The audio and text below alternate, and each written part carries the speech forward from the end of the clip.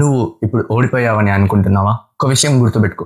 నువ్వు ఆగిపోయినప్పుడు నిజంగానే ఓడిపోవడం స్టార్ట్ అవుతుంది. నమస్కారం.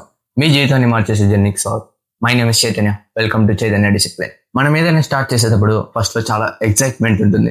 ఈసారి పక్కా చేస్తా, ఈసారి చేంజ్ అవుతా అని ఫుల్ కాన్ఫిడెన్స్ తో స్టార్ట్ చేస్తాం. కానీ కొన్ని రోజుల తర్వాత రిజల్ట్స్ కనిపించవు. అప్పుడు మనకి డౌట్ స్టార్ట్ అవుతుంది.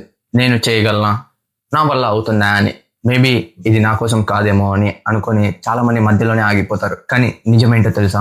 రిజల్ట్స్ లేట్ గా రావచ్చు, కానీ ఈ ఎఫర్ట్స్ వేస్ట్ అవ్వవు. నువ్వు డైలీ ఎక్సర్సైజ్ చేస్తే వెంటనే బాడీ చేంజ్ కనిపించకపోవచ్చు. నువ్వు రోజు చదివితే వెంటనే సక్సెస్ రాకపోవచ్చు. నువ్వు ఒక స్కిల్ నేర్చుకుంటే వెంటనే మనీ రాకపోవచ్చు. కానీ ప్రతిరోజు నువ్వు బెటర్ అవుతున్నావు. ప్రతిరోజు నీ కాన్ఫిడెన్స్ పెరుగుతుంది. ప్రతిరోజు నీ డిసిప్లిన్ స్ట్రాంగ్ గా అవుతుంది. ఒక విత్తనాన్ని మట్టిలో నాటిన వెంటనే చెట్టు రాదు కదా. ముందుగా మట్టిలో రూట్స్ అనేవి గ్రో అవుతాయి.